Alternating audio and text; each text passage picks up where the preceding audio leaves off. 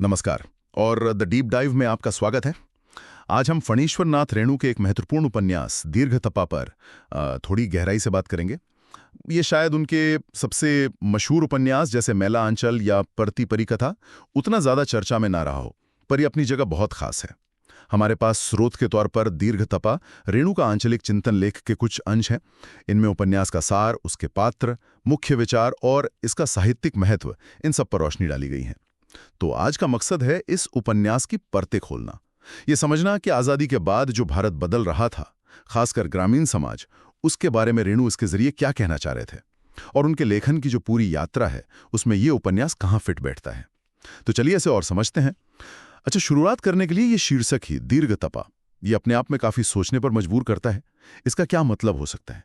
ये उपन्यास के बारे में क्या इशारा कर रहा है? बिल्कुल।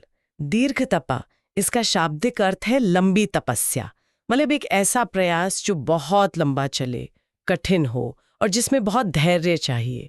ये शीर्षक आप देखें तो उपन्यास के मूल भाव को बहुत अच्छे से पकड़ता है, चाहे वो समाज को बदलने की कोशिश हो या किसी इंसान का अपना विकास या फिर कहें जीवन के गहरे अर्थों की तलाश। रेणु इन सब को एक साधना, एक तपस्या की तरह देखते हैं, जिसमें मतलब फौरन कोई नतीजा नहीं मिलता। दिलचस्प। तो ये उपन्यास लिखा कब गया था? हमारे स्रोत बताते हैं कि 1964 में लिखा गया और 1973 में प्रकाशित हुआ। हाँ बिल्कुल। ये तो आज़ादी के बाद का दौर था, है ना? हाँ बिल्कुल। इसकी पृष्ठभूमि बिहार का मिथिलांचल क्षेत्र है और समय है स्वतंत्रता के ठीक बाद का। ये वो दौर था जब पूरा ग्रामीण भारत, आप कह सकते हैं, बड़े सामाजिक, आर्थिक और सांस्कृतिक बदलावों से गुजर रहा था। एक तरफ आज़ादी से जगी उम्मीदें थीं और दूसरी तरफ वो पुरानी समस्याएं जो जड़ें जमाए बैठी थीं। गांव एक तरह के मंथन से गुजर रहे थे और रेणु उसी उथल पुथल को पकड़ने की कोशिश करते हैं इसमें। और रेणु के जो दूसरे प्रसिद्ध आंचलिक उपन्यास हैं, मैला आंचल, परती परिकथा, जुलूस, उनकी तुलना में इसे कहाँ रखा जा सकता है? क्या ये उसी धारा का हिस्सा है? देखिए, समानताएं तो हैं, यकीनन है। मिथिलांचल का वही जीवंत ग्रामीण माहौल, सामाजिक सच्चाई का वैसा ही बेबाक चित्रण और रेणु की वो खास आंचलिक शैली जिसमें वहाँ की बोली, लोकगीत, रीति रिवाज सब कहानी में ऐसे घुल मिल जाते हैं। हाँ, वो तो रेणु की पहचान है। बिल्कुल। रेणु की आंचलिकता का मतलब सिर्फ बोली या जगह का वर्णन नहीं है, बल्कि उस क्षेत्र की आत्मा, उसकी सोच, उसकी समस्याएं, उन सबको कहानी के रेशे रेशे में बुन देना है। लेकिन दीर्घतपा में एक जो दार्शनिक और आत्मनिरीक्षण वाली गहराई है, वो शायद थोड़ी ज्यादा है। यही चीज इसे उनके बाकी कामों से कुछ अलग करती है। ये सिर्फ बाहरी समाज का चित्र नहीं खींचता, बल्कि किरदारों के मन के अंदर जो चल रहा है, उनके संघर्ष, उनका चिंतन, उस पर भी खास ध्यान देता है। अच्छा, तो कहानी का केंद्रीय विचार क्या है? मतलब असल में ये किस बारे में है? कहानी, जैसा मैंने कहा, मिथिलांचल के गांव के सामाजिक ताने बाने के आसपास घूमती है। इसमें वहां फैली जो गहरी असमानताएं हैं, जैसे जमींदारी प्रथा का असर अभी भी है, जातिगत भेदभाव है, गरीबी, अशिक्षा, इन सच्चाइयों से सामना होता है। लेकिन ये सिर्फ इन समस्याओं की एक लिस्ट नहीं है। कहानी असल में बदलाव की इच्छा को दिखाती है। उस बदलाव के रास्ते में जो बाधाएं आती हैं, उनको दिखाती है। और सबसे जरूरी बात, इस बदलाव की जो प्रक्रिया है वो कितनी धीमी और जटिल है, इसे दिखाती है। और जैसा हमने पहले कहा, ये मानव जीवन के दार्शनिक और आध्यात्मिक पहलुओं को भी छूती हैं कि असल में प्रगति क्या है, शांति क्या है और उसे पाने का रास्ता कितना लंबा है, कितना कठिन है। किरदारों की बात करते हैं। इसके मुख्य पात्र कौन है और वे क्या दर्शाते हैं? बलदेव के बारे में बताइए पहले। बलदेव, हाँ, बलदेव कहानी का युवा नायक है। वो संवेदनशील है, आदर्शवादी है और वो अपने गांव की समस्याओं को, गरीबी है, अशिक्षा है, जातिवाद है, सिर्फ देखता नहीं है, बल्कि उन्हें बदलने के लिए कुछ करना चाहता है। वो पढ़ा लिखा है, उसमें नई पीढ़ी का एक जोश है जो परंपरा की जकड़नों पर सवाल उठाता है और वो आधुनिक विचारों और पुराने मूल्यों के बीच शायद कोई रास्ता, कोई संतुलन तलाशना चाहता है। वो सिर्फ सपने देखने वाला नहीं है, जमीन पर उतरकर कोशिश करने वाला किरदार है। यानी वो बदलाव का प्रतीक है एक तरह से। और सुरती, उसका किरदार क्यों अहम लगता है? सुरती, हाँ, सुरती एक ग्रामीण युवती है। उसका किरदार उस दौर की अनगिनत महिलाओं का प्रतिनिधित्व करता है। वो महिलाएं जो सामाजिक बंधनों, रूढ़ियों और परंपराओं के बीच अपनी एक पहचान बनाने की कोशिश कर रही थीं, अपनी थोड़ी सी जगह बनाने के लिए संघर्ष कर रही थीं। उसकी कहानी दिखाती है कि समाज में जब बदलाव की लहर आती है तो उसका असर महिलाओं के जीवन पर कितना गहरा होता है और वे कैसे अपनी इच्छाओं, अपनी स्वतंत्रता के लिए जूझती हैं। वो सिर्फ एक लाचार नारी नहीं है, बल्कि संघर्ष करती हुई एक मजबूत स्त्री पात्र के रूप में उभरती है। और पंडित जी, क्या वे सिर्फ परंपरा के प्रतिनिधि हैं या उनमें और भी पढ़ते हैं? पंडित जी गांव के बुजुर्ग और विद्वान व्यक्ति हैं। वो निश्चित रूप से परंपराओं और धार्मिक मान्यताओं का प्रतिनिधित्व तो करते हैं, लेकिन दिलचस्प बात यह है कि रेणु उन्हें सिर्फ एक खांचे में बंद नहीं करते। उनमें बदलते समय को लेकर एक तरह का चिंतन भी दिखता है। वो पूरी तरह जड़ नहीं है। उनमें कुछ हद तक नए विचारों से तालमेल बिठाने की या कम से कम उन्हें समझने की कोशिश नजर आती है। ये किरदार कहानी को एक बौद्धिक और दार्शनिक गहराई देता है। अच्छा, और गांव के दूसरे लोग जैसे जमींदार या फिर वो जो बाहर से शिक्षक वगैरह आते हैं? जमींदार और गांव के जो दूसरे प्रभावशाली लोग हैं वो उस समय की सामाजिक संरचना की जटिलताओं को दिखाते हैं। कैसे जातिगत भेदभाव और आर्थिक असमानता की जड़ें कितनी गहरी थीं, कैसे सत्ता का खेल चलता था और कैसे किसी भी बदलाव का विरोध होता था। ये यथार्थ का वो कड़वा चेहरा है। दूसरी तरफ जो बाहर से आए शिक्षक या सरकारी कर्मचारी जैसे पात्र हैं, वो गांव में नए विचार, शिक्षा और सुधार लाने के प्रयासों का प्रतीक है। उनके आने से गांव की जो शांत, ठहरी हुई सी जिंदगी थी, उसमें एक हलचल पैदा होती है, एक टकराव शुरू होता है। हाँ, ये टकराव तो रेणु के कई उपन्यासों में दिखता है। तो कहानी में कौन-कौन सी मुख्य धाराएं एक साथ चलती हैं, इस पहलू पर थोड़ा और गहराई से बात करते हैं। देव जैसे लोग जब इसे चुनौती देते हैं तो उन्हें गांव की पुरानी ताकतों और पिछड़ी सोच से जाहिर है कड़ा विरोध झेलना पड़ता है। ये संघर्ष कहानी के केंद्र में है। और दूसरा जो आपने इशारा किया था, परंपरा और आधुनिकता का टकराव, बिल्कुल, ये स्वतंत्रता के बाद के भारत की कहानियों का एक जाना पहचाना थीम रहा है ना? बिल्कुल बिल्कुल। पंडित जी जैसे लोग हैं जो परंपरा की निरंतरता और उसके मूल्यों को बचाए रखना चाहते हैं। वहीं बलदेव और जो बाहर से आए लोग हैं वो शिक्षा, विज्ञान और नए सामाजिक विचारों के जरिए बदलाव लाना चाहते हैं। रेणु इस टकराव को बहुत बारीकी से दिखाते हैं। वो किसी एक पक्ष को नायक और दूसरे को खलनायक नहीं बनाते। अच्छा। बल्कि दोनों के अपने अपने तर्क हैं, अपनी अपनी सीमाएं हैं, ये दिखाते हैं।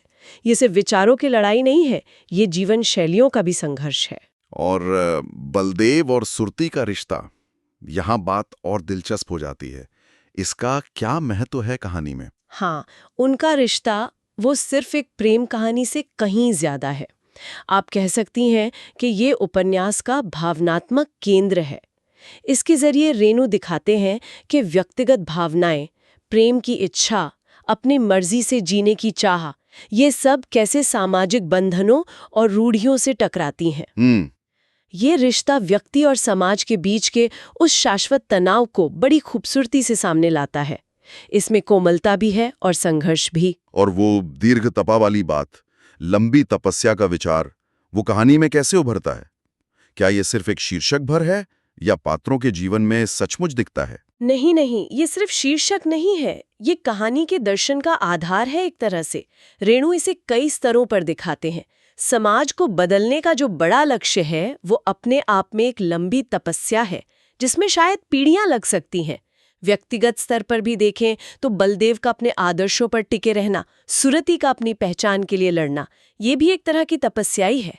और पंडित जी के चिंतन में जहां वे जीवन के अर्थ, सुख, दुख और समय के बदलाव पर विचार करते हैं, वहां ये एक आध्यात्मिक और दार्शनिक तपस्या का रूप ले लेता है। अच्छा। रेणु ये स्थापित करते हैं कि कोई भी सार्थक चीज आसानी से या जल्दी नहीं मिलती। उसके लिए धैर्य चाहिए, लगन चाहिए, निरंतर प्रयास चाहिए। ठीक वैसे ही जैसे कोई तपस्वी साधना करता है। उदाहरण के लिए जब बलदेव छोटी छोटी असफलताओं से निराश होता है तो उसे कहीं ना कहीं ये एहसास होता है कि बदलाव की राह वो फूलों की सेज नहीं है। सही कहा। और आज़ादी के बाद जो नए विचार आ रहे थे, जैसे भूमि सुधार कानून या वो सहकारी समितियां बनाने की बातें, क्या उनका भी जिक्र है? उनका गांव पर क्या असर होता है? हाँ हाँ बिल्कुल। इन नए विचारों और सरकारी योजनाओं की आहट गांव तक पहुंच रही है। ये पुरानी जमी हुई व्यवस्था को चुनौती देते हैं। इसके कुछ लोगों में उम्मीद जगती है कि शायद अब हालात सुधरेंगे, गरीबों को जमीन मिलेगी, शोषण कम होगा। लेकिन विरोध भी होता होगा। बिल्कुल। दूसरी तरफ जिनका रुतबा और जमीन दांव पे लगी है वे इसका विरोध करते हैं। इससे गांव में एक नया तनाव पैदा होता है। और अगर हम इसे थोड़े व्यापक परिप्रेक्ष्य में देखें तो रेणु सिर्फ इन बदलावों का सूखा वर्णन नहीं करते, बल्कि वो इन्हें मिथिलांचल की जो समृद्ध लोक संस्कृति है उसके ताने बाने में बुन देते हैं। गांव के मेले, लोकगीत, तीज त्योहार, लोगों की आपसी बातचीत, हाँ, ये सब कहानी को इतना प्रामाणिक और सजीव बना देते हैं कि लगता है हम वहीं मौजूद हैं। सही बात है। यही रेणु की आंचलिकता का जादू है।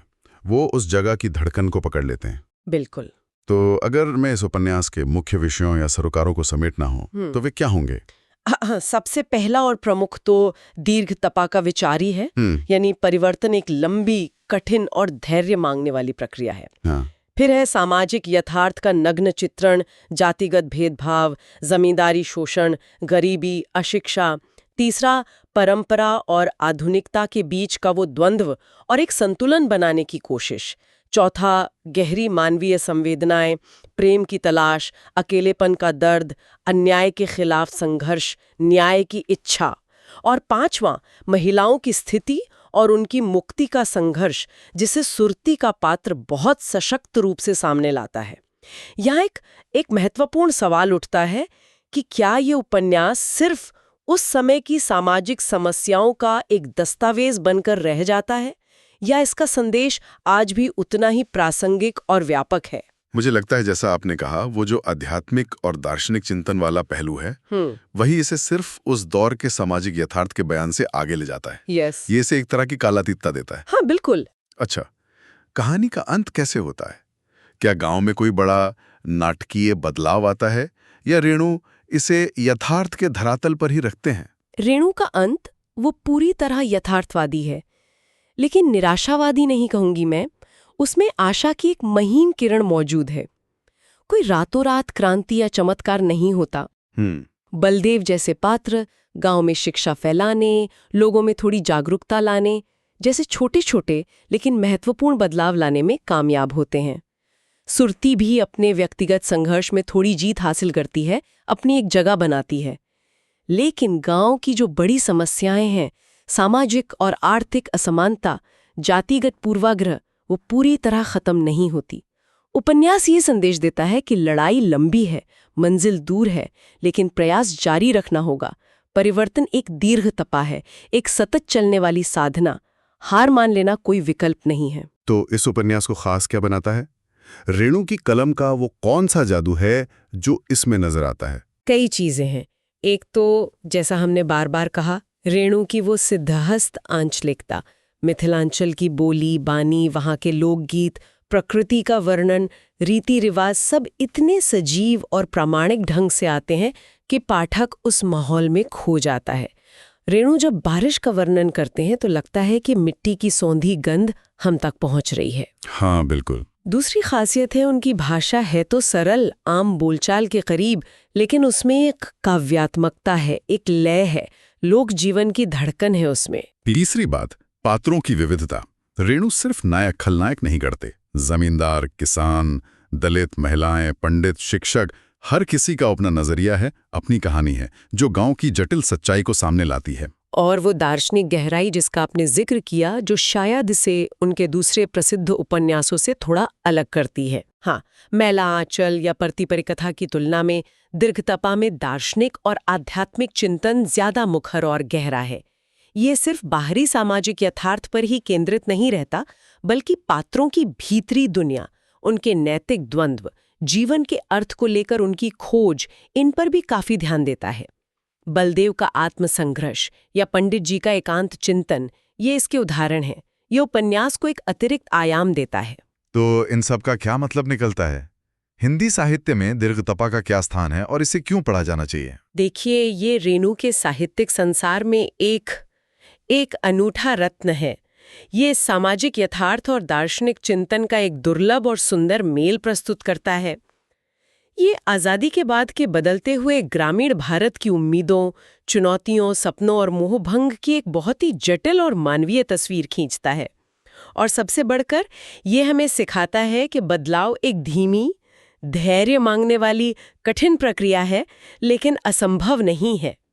रेणु की संवेदनशील लेखनी, भाषा पर उनकी पकड़ और लोक जीवन का उनका गहरा अनुभव, ये सब इसे हिंदी साहित्य की एक बेहद महत्वपूर्ण रचना बनाते हैं। इसे जरूर पढ़ा जाना चाहिए। और सिर्फ स्पष्टता के लिए एक बार संक्षेप में फिर से बताएं कि ये मैला आंचल प्रतिपरी कथा और जुलूस से मुख्य रूप से कैसे अलग है। हाँ, संक्षेप में कहूँ तो मैला आंचल मुख्य रूप से गांव के सामाजिक, राजनीतिक टकराव, जातिगत समीकरणों और उभरती हुई राजनीतिक चेतना पर जबरदस्त फोकस करता है। प्रतिपरी कथा बंजर जमीन को आबाद करने के संघर्ष और सहकारी आंदोलनों के जरिए आर्थिक सामाजिक प्रगति की कहानी है। जुलूस गांव से शहर पलायन, विस्थापन और आधुनिकता के साथ परंपरा के टकराव और सामाजिक आंदोलनों पर केंद्रित है। जबकि दीर्घ तपा वो इन सामाजिक सच्चाइयों को दिखाते हुए भी मानव अस्तित्व परिवर्तन की प्रक्रिया की दार्शनिकता और जीवन के आध्यात्मिक पहलुओं पर ज्यादा गहरा और प्रत्यक्ष चिंतन प्रस्तुत करता है। ये इसे थोड़ा ज्यादा आत्मनिरीक्षणात्मक बनाता है। स्पष्ट है। तो ये थी फणीश्वर नाथ रेणु के उपन्यास दीर्घ तपा की दुनिया में हमारी गहरी पड़ताल। हमने समझने की कोशिश की कि कैसे ये उपन्यास मिथिलांचल के एक गांव की कहानी के जरिए आज़ादी के बाद के भारत के बड़े सवालों से जूझता है। सामाजिक बदलाव की धीमी रफ्तार, व्यक्ति के अपने संघर्ष और मुक्ति की चाह, परंपरा और आधुनिकता के बीच का तनाव, और इन सब पर एक बहुत ही मानवीय और विचारोत्तेजक नजरिया पेश करता है। बिल्कुल। और इसका शीर्षक दीर्घ तपा हमें बार बार याद दिलाता है कि कोई भी सार्थक बदलाव, चाहे वो समाज का हो या व्यक्ति के जीवन का, वो एक लंबी, धैर्य और लगन मांगने वाली प्रक्रिया है, एक तपस्या। रेणु की जादुई आंचलिकता, भाषा का सौंदर्य, पात्रों की गहराई और सामाजिक यथार्थ के साथ दार्शनिक सोच का ये मेल दीर्घ तपा को एक विशिष्ट और यादगार उपन्यास बनाता है। और जाते जाते श्रोताओं के लिए एक सवाल छोड़ जाते हैं। उपन्यास का शीर्षक है दीर्घ तपा, लंबी तपस्या।